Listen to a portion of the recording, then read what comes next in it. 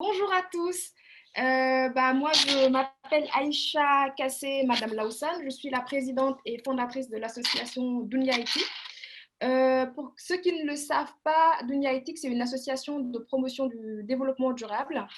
Et ça a été créé en France depuis 2018 maintenant. Et l'objectif, c'est de pouvoir participer aux ODD dans l'éducation par l'environnement, l'éducation sur le terrain, par des actions également digitales de type webinaire, de type atelier numérique. Donc aujourd'hui, on a le plaisir d'avoir Elhaj Abougay, qui est le fondateur et le président du mouvement Banlieue App et qui œuvre en fait dans l'amélioration des conditions de vie des populations en banlieue dakaroise. C'est bien ça? Ça.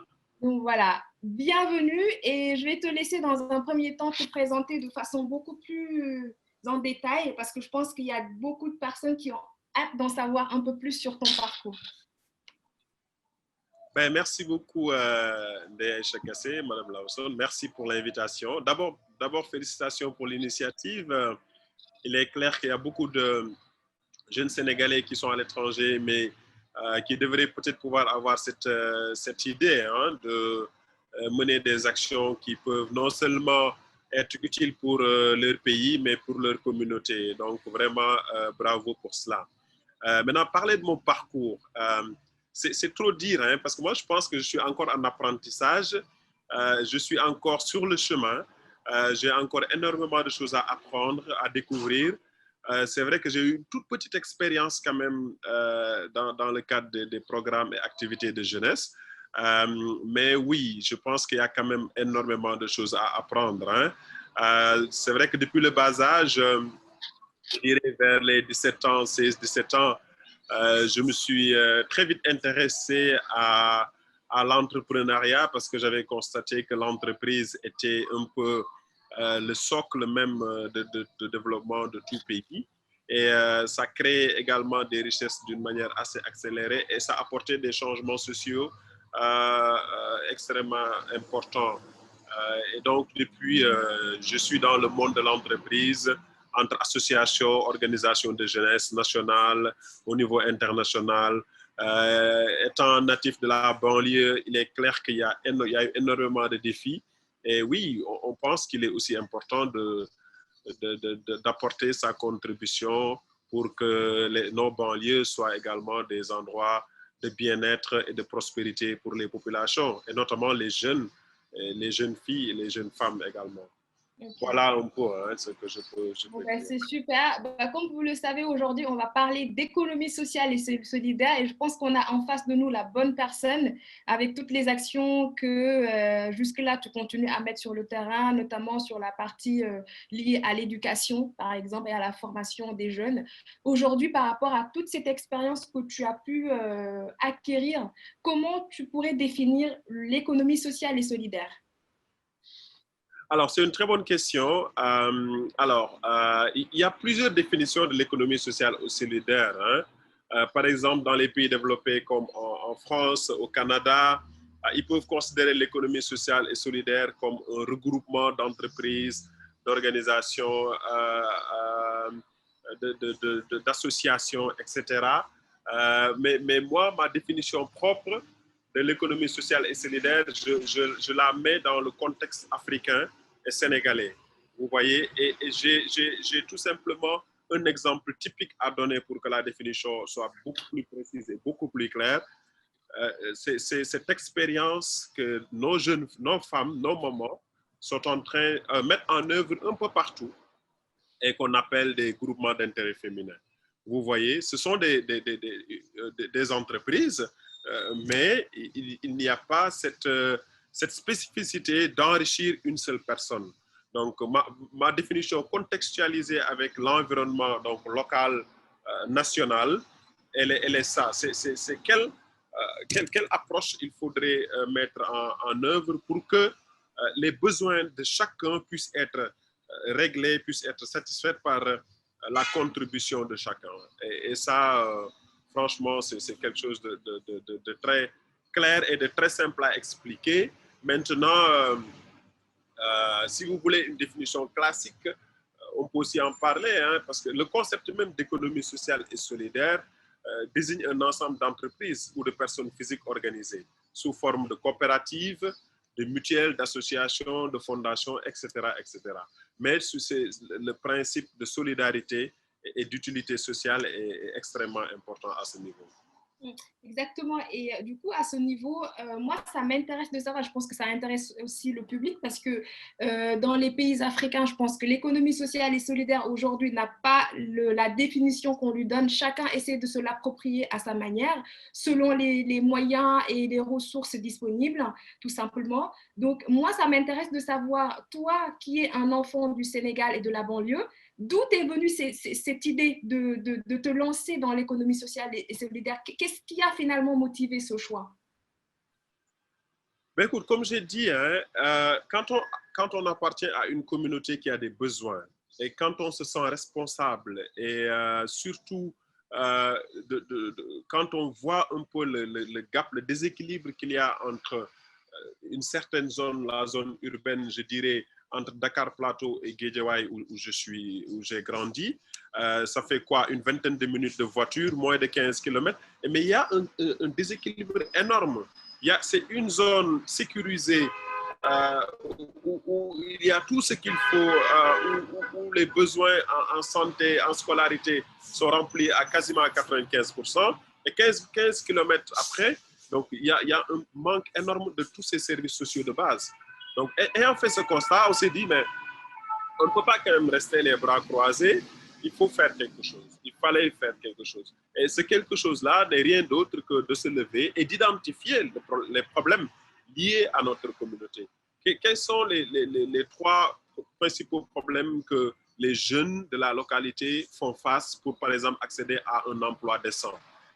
Faire la même chose pour les femmes, faire la même chose pour les adolescentes et les adolescents, faire ce qu'on appelle plus ou moins la classification de ces problématiques-là et maintenant proposer des actions. Ces actions peuvent aller dans le sens communautaire, c'est-à-dire des actions communautaires qui ne génèrent pas des revenus forcément, mais il y a également des actions que nous avons menées en collaboration avec des groupes de jeunes qui se sont formés en GIE pour d'abord répondre à un besoin spécifique. Par exemple, il y a une zone à Guédiawaye où il y avait un problème d'eau potable et nous avons pris contact avec un de mes superviseurs pour qu'il nous aide à travailler, à mettre en place ce qu'on appelle un filtre à eau familial. Vous voyez? Donc, il y a le business qui est le filtre à eau familial qui répond aux besoins.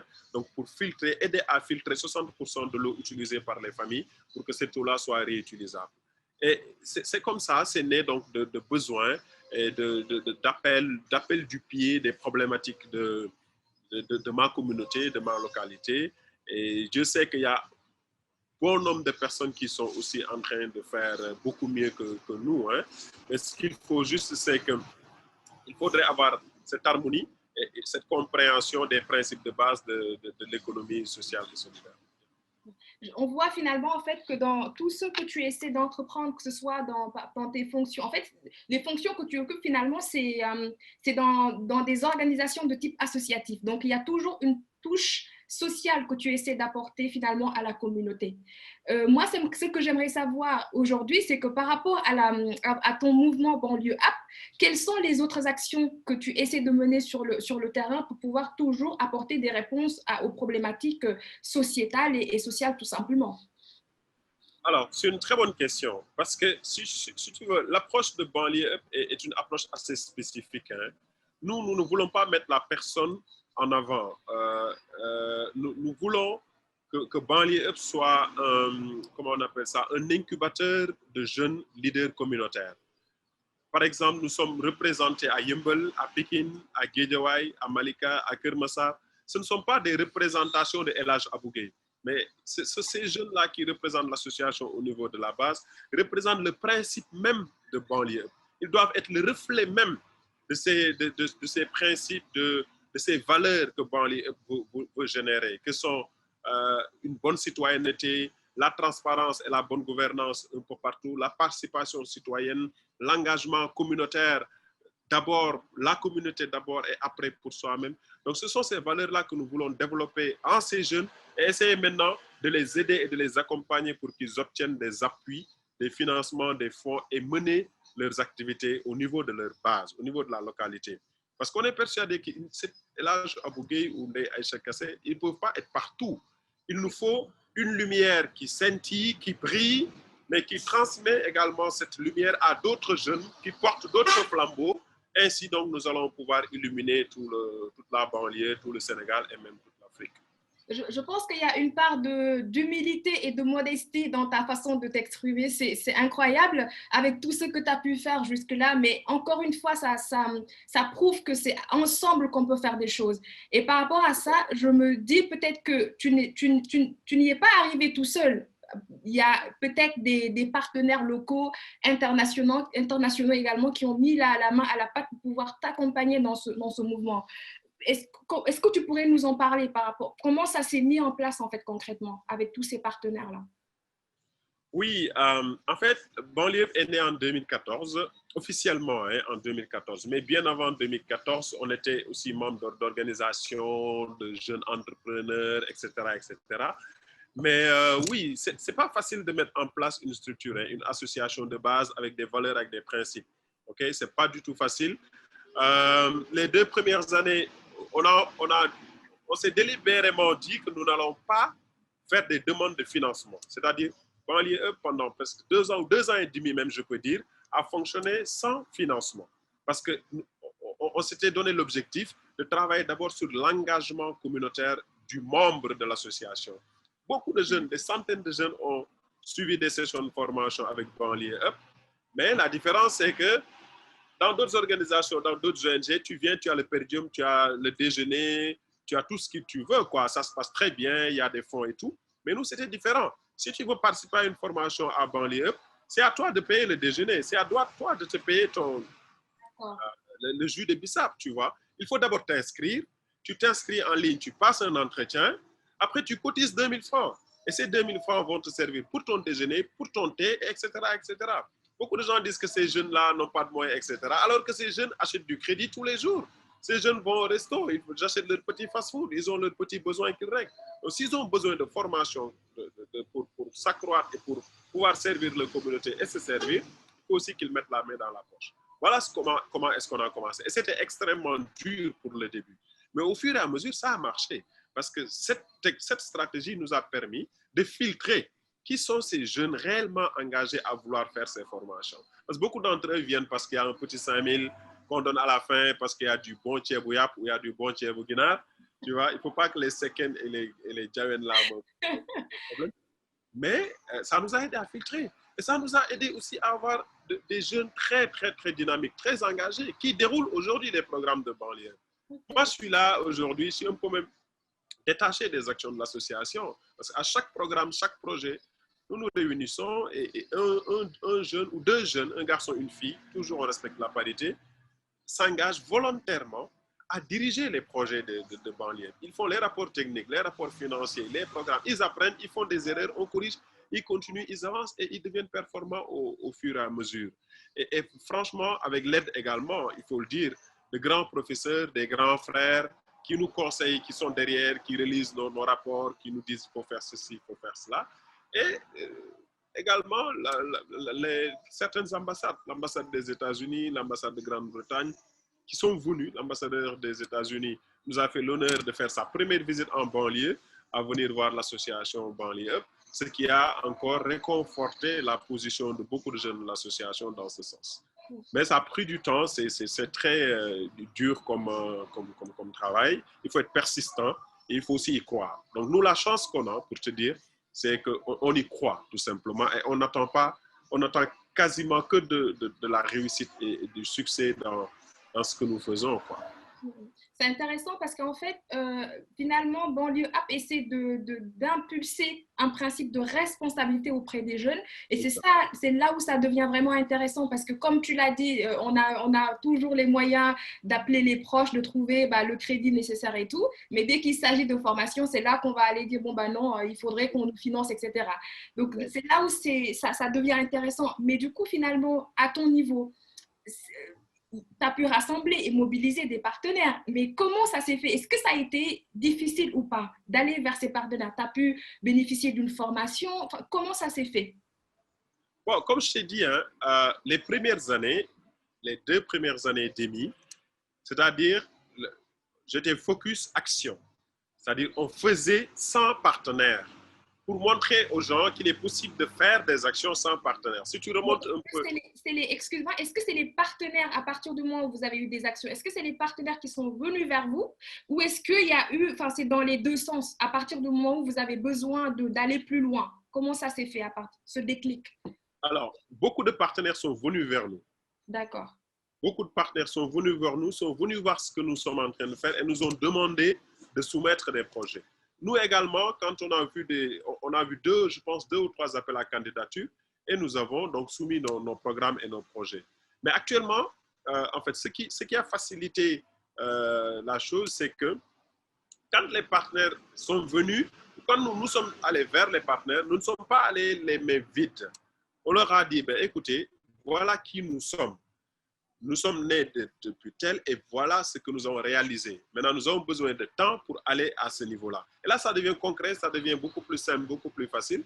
Et ce qui est aussi important, ce que beaucoup d'associations et beaucoup d'organisations de jeunesse négligent, c'est qu'il faut être formel, il faut être professionnel. Donc ça, nous l'avons compris dès le début. Nous avons mis en place un bureau, nous avons un comptable qui revoit tous nos comptes et nous faisons des rapports de toutes nos activités, de très très bons rapports, et avec avec suffisamment de sérieux et de transparence aussi.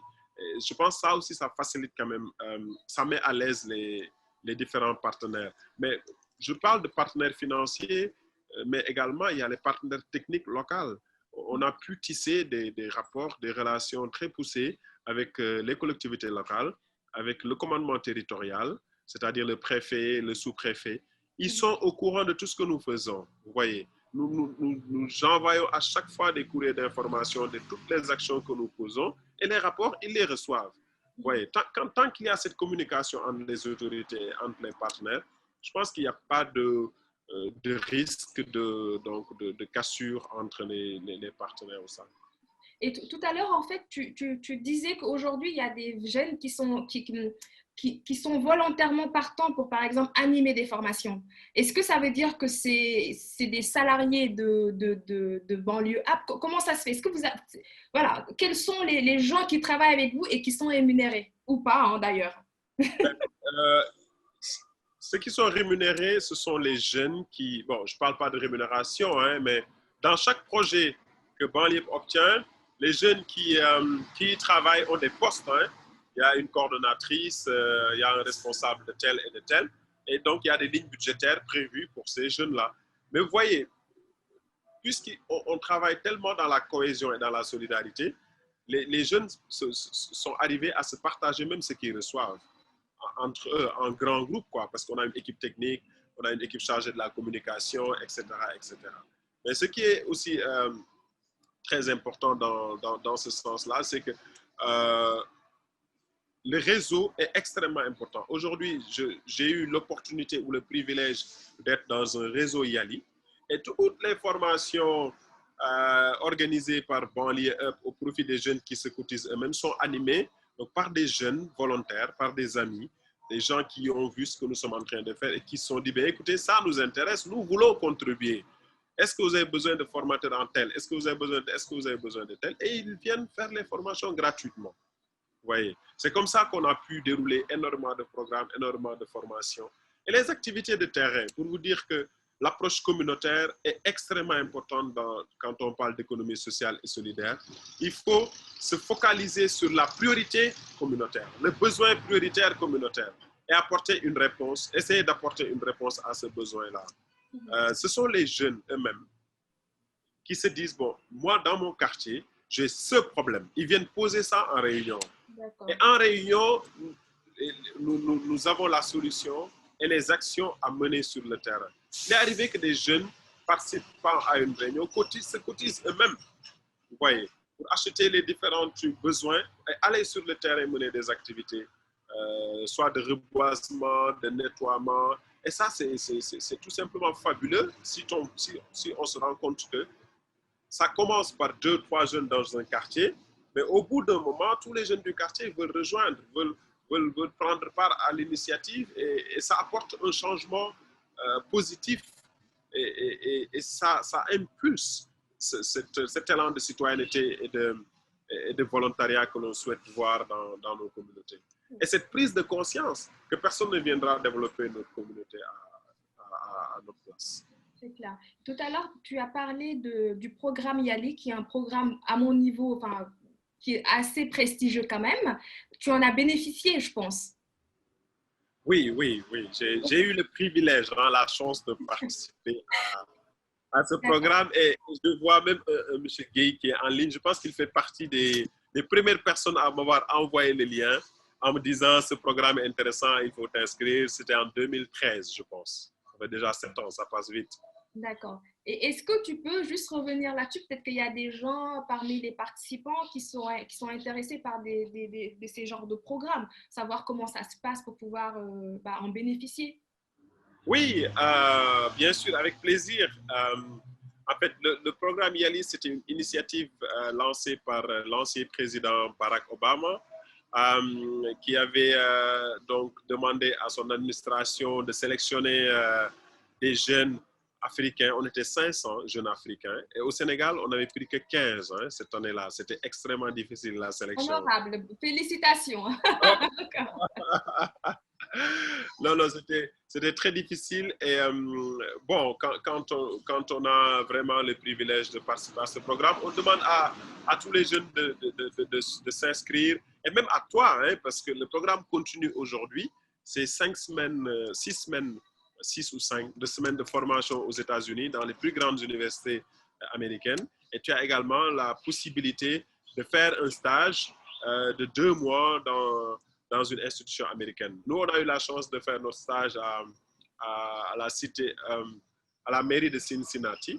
Et je peux dire vraiment que ça nous a énormément inspiré sur la participation citoyenne locale et le modèle de gouvernance que les Américains mettent en œuvre, où le citoyen peut, à partir de son ordinateur, voir exactement ce que la mairie a dépensé la semaine dernière pour la communauté. Où est-ce que le maire était allé son dernier voyage au nom de la communauté? Combien est-ce que le maire l'a dépensé, etc., etc. Donc, je demande vraiment à tous les participants d'aller sur le site internet de l'US Embassy du Sénégal, state.gouv.sn, quelque chose comme ça.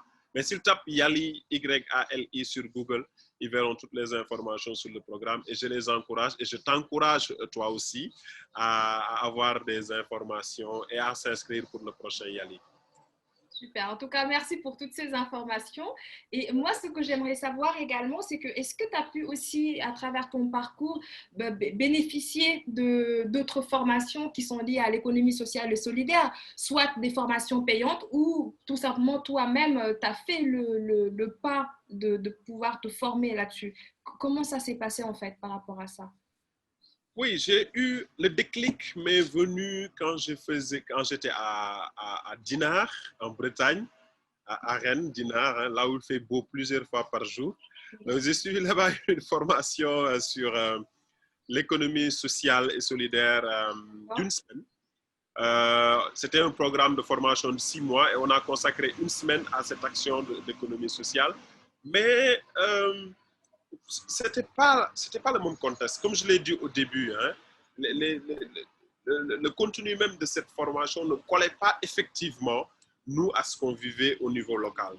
Les besoins étaient vraiment différents et il fallait adapter, tout simplement. Il ne fallait pas copier ce qui se fait en France, ce qui se fait aux États-Unis ou au Canada, mais il faut voir comment est-ce qu'on peut essayer d'adapter certaines réalités pour atteindre les objectifs escomptés.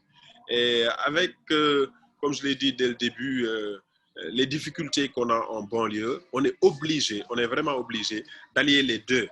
Parce qu'au-delà de l'économie sociale et solidaire, qui ne rend pas personnellement riche, hein, il faut aussi ça le souligner, il est important de savoir qu'on a aussi besoin d'avoir notre liberté. Donc moi, j'ai une entreprise à côté que je dirige qui cherche de l'argent, quoi, genre. Il n'y a pas de chose. Donc, ce qui fait plus ou moins de l'entrepreneuriat social et solidaire, plus ou moins. Mais au-delà, en face maintenant, il y a ce qu'on appelle la conviction communautaire, le développement communautaire, l'engagement communautaire. C'est-à-dire notre réussite individuelle, pour nous, ça ne compte pas. Parce que nous avons nos frères, nos sœurs, nos amis, nos parents qui sont autour et qui doivent aussi sortir la tête de l'eau. Et ça, pour nous, c'est extrêmement important. C'est à partir de ce moment-là qu'on sent une fierté interne et qu'on peut donc bomber le torse en se disant, eh bien oui, la banlieue était devenue ici il y a 10 ans. Maintenant, c'est devenu un endroit de bien-être prospère donc en 2025. Parce que ce qui est extrêmement important également, c'est que de plus en plus, les gens voient un peu les réalités de la banlieue, les potentialités et les capacités des jeunes qui vivent dans la banlieue, ce qu'ils peuvent réaliser et ce qu'ils peuvent faire. Et de plus en plus, nous sommes étonnés. Parce qu'au début, vous voyez des jeunes qui n'ont jamais participé à une réunion, ou qui n'ont jamais pris la parole en public, ou qui n'ont jamais participé à une activité communautaire avec des autorités. Mais au bout de 2-3 mois, tu sens tout de suite qu'ils avaient juste besoin d'un petit appui. Il fallait juste appuyer sur un tout petit bouton pour qu'ils reprennent confiance en eux et qu'ils se disent, ah ben tiens, donc je peux le faire, je dois le faire. Et nous, c'est ce que nous faisons. C'est-à-dire, nous encourageons les jeunes à aller vers les projets, à aller vers l'entreprise, à aller face aux défis et à faire des erreurs. Parce que c'est en faisant des erreurs qu'ils grandissent. S'ils attendent jusqu'à comprendre tout, maîtriser tout et y aller, ça n'a plus de sens. Et le learning by doing est énormément beaucoup plus important, à mon avis, qu'un docteur qui a un doctorat en je ne sais quoi, qui pratique, alors qu'il y a un aviculteur ou un agriculteur qui n'a jamais été dans les banques, qui a fait 10 ans d'expérience. La différence, elle est claire, quoi. C'est intéressant, surtout dans le fait qu'aujourd'hui, quand on parle d'économie sociale solidaire et de développement durable de façon plus générale, il ne s'agit pas tout simplement de prendre des pratiques et de le traduire tel quel dans un autre contexte qui n'a absolument rien à voir. Donc, toi, tu as eu l'intelligence et du coup déjà le privilège d'avoir pu aller ailleurs et voir comment ça se passe, et donc d'avoir cette intelligence de l'adapter tout simplement à ton cadre socio-culturel, économique. Et c'est là où ça devient aussi intéressant. Et moi, ce que j'aimerais savoir, c'est qu'à travers aujourd'hui les programmes de formation que vous mettez en place dans le cadre de Banlieue App, est-ce qu'il y a des choses qui sont liées à la citoyenneté, à l'éco-citoyenneté ou à l'économie sociale et solidaire de façon générale pour aussi leur permettre de donner déjà, de leur donner la matière nécessaire pour qu'ils y allaient tout seuls finalement? Absolument, absolument. On a clôturé, bien juste avant le Covid, on a clôturé un programme, un projet qu'on appelait Jeunes Citoyens Modèles, JCM. Okay. Et pour te dire qu'à Banlieue, ce n'est pas simple comme toutes les associations. Nous, on rend la vie un peu compliquée pour les jeunes qui peuvent participer, hein, parce que pour nous, c'est aussi un élément de motivation et d'engagement. Nous avons lancé un appel d'offres sur les réseaux sociaux pour sélectionner 30 jeunes. On a eu près de 200 jeunes qui se sont inscrits. On a fait l'entretien pendant 3 jours d'entretien pour sortir 30 jeunes. Et 30 jeunes avec la parité, 10 garçons, 10 filles, c'était extrêmement compliqué, mais ça c'est très... Est-ce qu'il y avait plus de garçons que de filles ou le contraire? Oui, il y avait plus de garçons que de filles, mais les filles étaient pratiquement toutes bonnes, quoi. Elles avaient tous plus de, je pense, 17 de moyenne. D'accord. Elles étaient 70 ou 75, mais il ne fallait pas non plus avoir plus de filles. Bravo à nous quand même.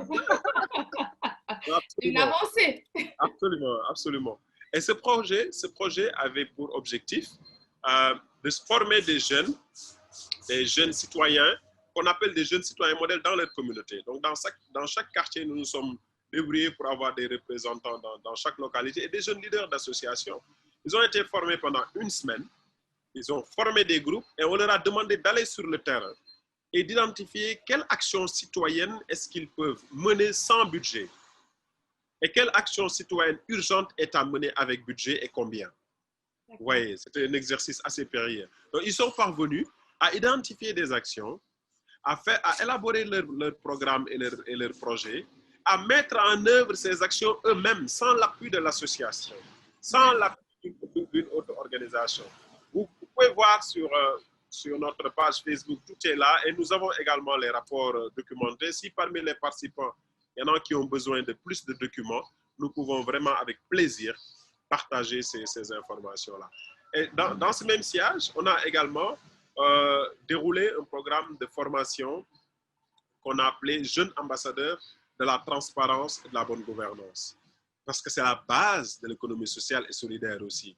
Parce que si tu veux participer à une action où les bénéfices doivent revenir à la communauté, il faut être transparent, il faut avoir certains principes. Et pour nous, il faudrait inculquer ces notions-là, non seulement à ces jeunes leaders, mais il faut également qu'ils soient des relais au niveau de leur communauté. Et on en avait formé 65. Et tiens-toi bien, chacun d'entre eux a organisé une causerie sur les thèmes de la bonne gouvernance et la transparence dans sa localité. C'était l'un des critères pour recevoir son attestation de jeune ambassadeur de la transparence et de la bonne gouvernance. Donc, et l'organisation de ces... Oui? Non, je disais, si je comprends bien, l'idée c'était de parvenir à mobiliser des jeunes qui vont pouvoir être des ambassadeurs auprès d'autres jeunes pour les former sur des thématiques que vous aviez choisies en rapport avec la citoyenneté, la gouvernance, des choses comme ça. C'est eux-mêmes qui choisissent les thèmes en rapport avec la bonne gouvernance et la transparence. Et ils organisent des causeries, c'est-à-dire ils organisent une réunion chez eux et nous, on vient participer, on vient assister. Et ces jeunes ont pu l'organiser. Des garçons, des filles qui n'ont jamais pris la parole, même en réunion, ont pu tenir des réunions d'information publique dans leur communauté, dans leur quartier. Vous pouvez voir les photos si vous remontez un peu sur notre page Facebook. Et les rapports sont aussi disponibles. Et ça nous a énormément positivement marqué parce que beaucoup de jeunes se sont dit qu'ils se sont d'abord sentis responsables dans leur communauté, mais ils ont plus d'importance aux yeux de la communauté. Et les discussions qu'ils ont tenues dans leur quartier également ne traitaient que des questions locales, des questions de leurs problèmes au niveau local.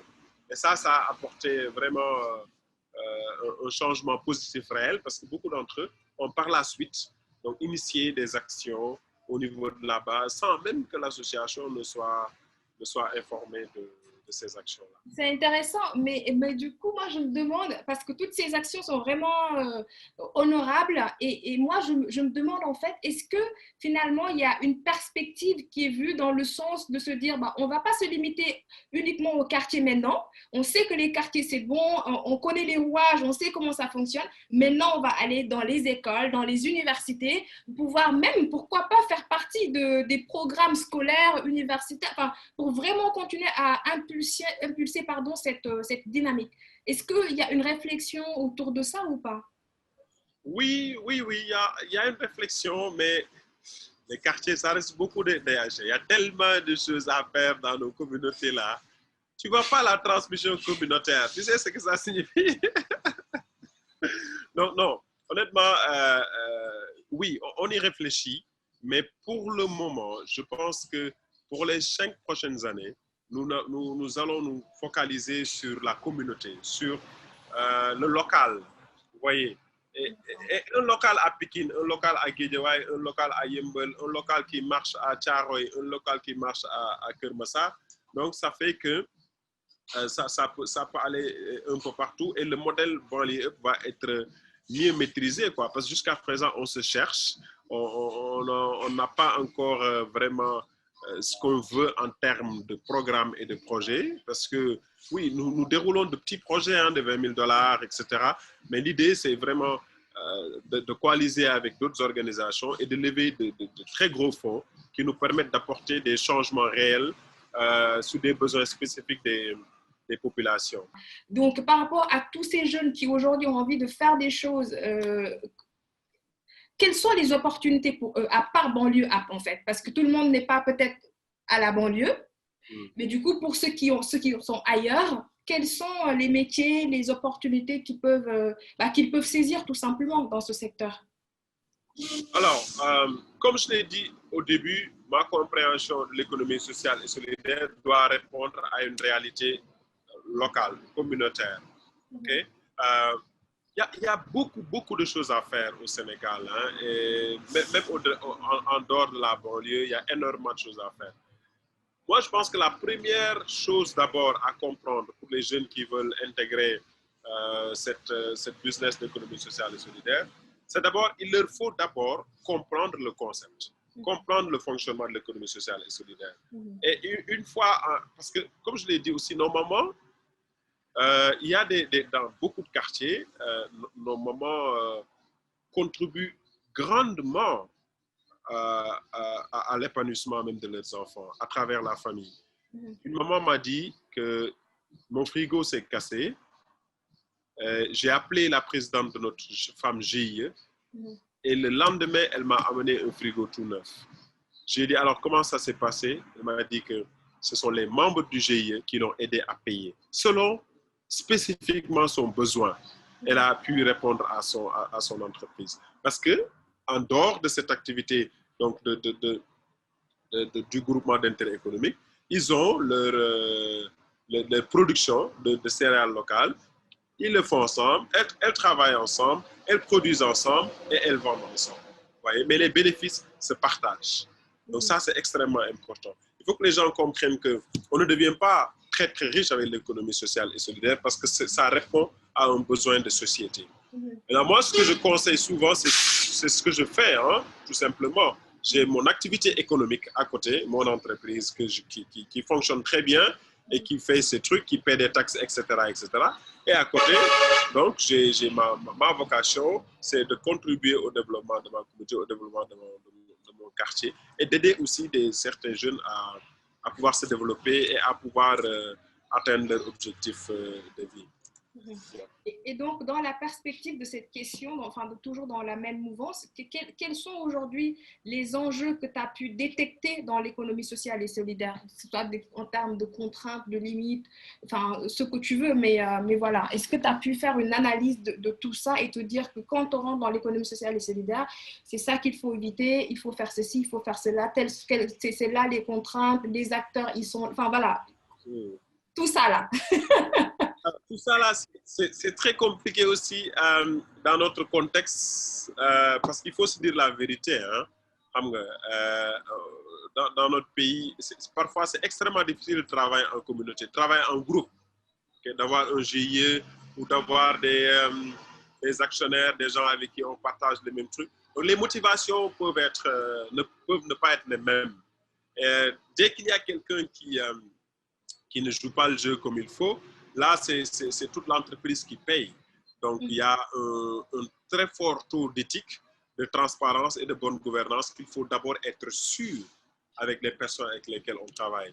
Ouais. Donc, si par exemple, Aïcha Kassé et moi et 3 autres personnes, nous voulons créer une entreprise de boulangerie, parce que dans notre village, il n'y a pas de pain, hein, il faut tout simplement être sûr que ces partenaires sont des gens quand même avec qui on peut travailler dans la durée et qui ne vont pas truquer. Et qu'on s'assure de ces piliers-là, il faut maintenant asseoir des règles. Si c'est un GIE, par exemple, il faut se dire, ben, écoutez, comment est-ce que ce GIE-là va fonctionner? Il faut s'assurer donc de mettre des balises sur des principes de double signature, par exemple, de décaissement.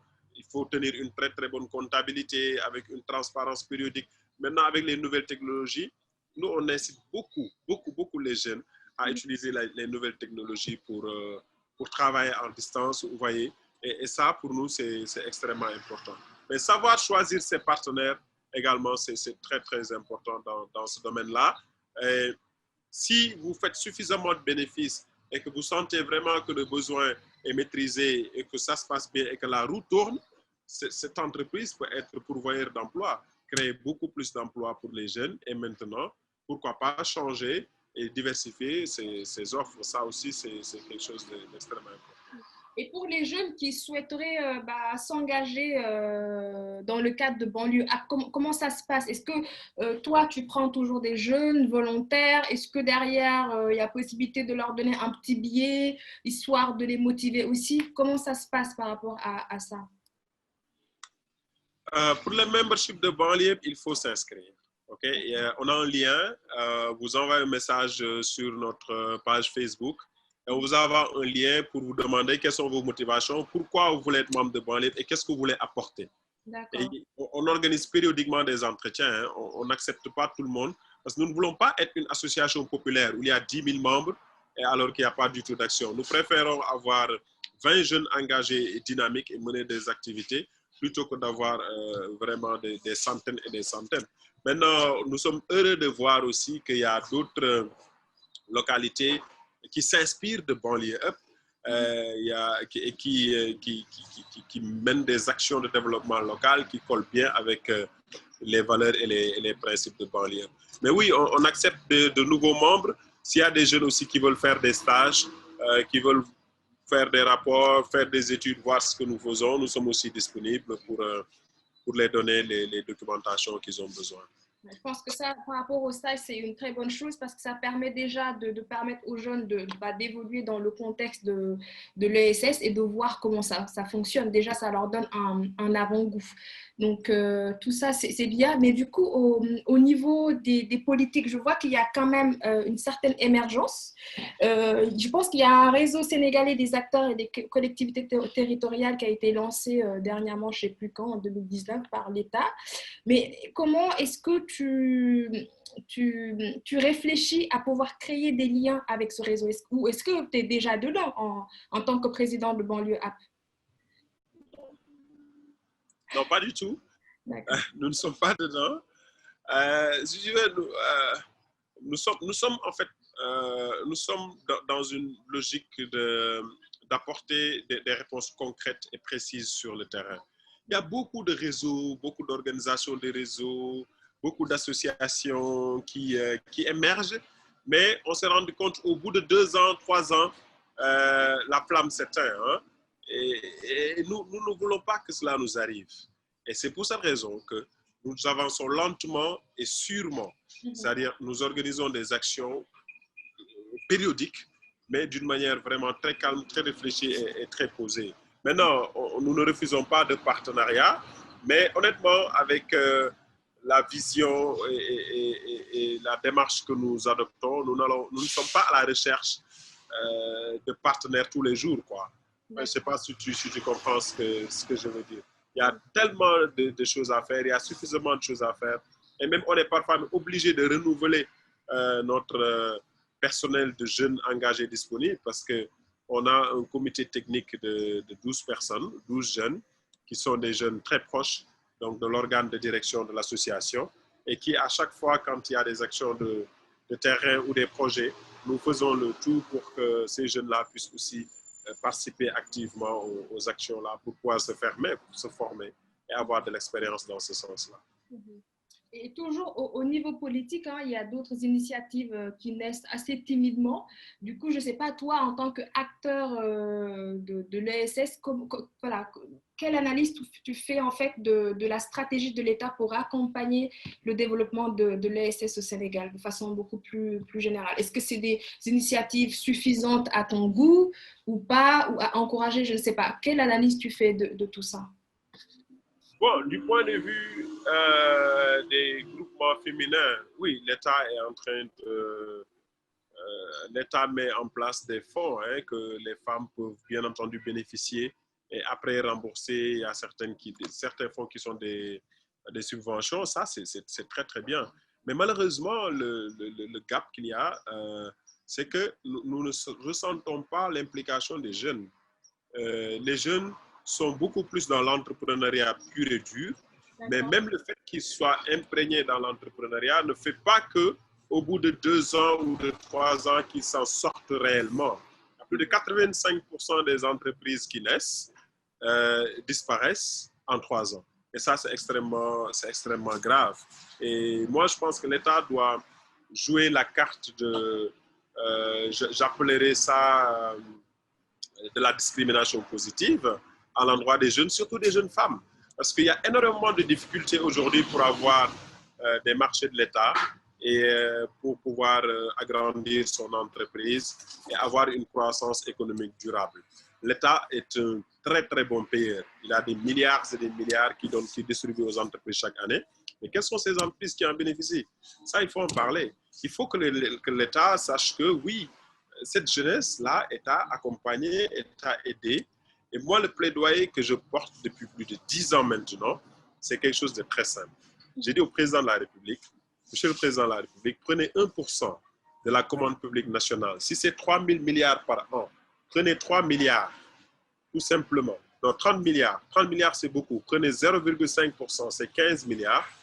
Dites aux jeunes qui créent de nouvelles entreprises, venez compétir, prenez ces 15 milliards pour vous. Maintenant, tous ces grands-là, prenez les 99,5%. Et ces 15 milliards injectés dans des entreprises de jeunes les aident non seulement à agrandir leur activité économique, mais à recruter d'autres jeunes. Mais malheureusement, c'est quelque chose qui est extrêmement difficile parce que nos grands sont très gourmands, je leur dis ça parfois quand je les rencontre, et ça empêche aussi à nos jeunes de pouvoir très vite se sentir à l'aise dans leur activité économique et de se développer. Donc du coup, ils se battent pour avoir des cultures fiscales, ils se battent pour aller donc répondre aux appels d'offres. Et une fois que tu es dans les appels d'offres, ils te disent qu'il faut avoir au minimum 5 ans d'expérience ou bien il faut avoir fait cette activité dans les 3 dernières années. Bon, si tu n'as jamais commencé, c'est comme les jeunes nouveaux demandeurs d'emploi, là. Ils demandent tout le temps de l'expérience alors que tu n'as pas encore ton premier emploi. Mais ça, c'est parfois très, très compliqué, quoi. Donc, l'État doit vraiment revoir son rétroviseur, appuyer l'entrepreneuriat des jeunes et appuyer directement les jeunes. C'est bien d'avoir des fonds, des projets d'appui d'air, etc. Moi, je pense que c'est très, très bien. Mais il faut faire travailler les gens plutôt que de leur donner des subventions. Il y a beaucoup de jeunes qui ont de très grandes initiatives, de pertinents projets. Il y a des jeunes qui ont créé énormément de choses, qui développent beaucoup de choses dans l'agriculture, dans l'agriculture, dans l'élevage. Il y a des jeunes qui font du commerce, il y a d'autres qui ont créé des entreprises de distribution, des entreprises de livraison. Mais donnez-leur du marché à Haïti. Au lieu de les fatiguer à faire des projets pour financer 2 millions, 3 millions, c'est extrêmement difficile. Tout est entre guillemets politisé. Mais donnez-leur du travail. Donnez-leur une enveloppe de 10 millions pour qu'ils puissent au moins faire un service, avoir une marge de 4-5 millions et boucher certains trous et maintenant se développer, quoi. Moi, je pense que c'est la meilleure attitude à prendre plutôt que de prendre des centaines de milliards et de mettre ça dans un fonds que personne ne sait comment c'est géré.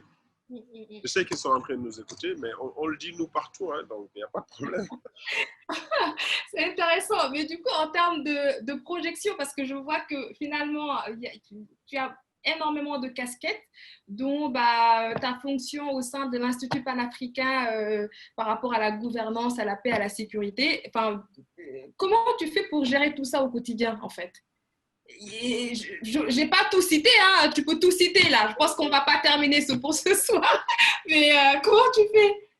Non, attends. Alors, il ne faut pas faire d'amalgame. Là-bas, j'apprends là-bas. À l'Institut de stratégie, j'apprends. Je suis là-bas avec des sommités, des professeurs Moussa Seck, des docteurs Cheikh Tidiane Gadjo, des hauts commandants de la gendarmerie, des anciens généraux, des anciens juges. Je suis là-bas avec des grands. Et j'ai eu la chance et le privilège d'intégrer ce groupe et de participer aux activités, aux réunions. Mais en réalité, pour être très, très honnête, quand je participe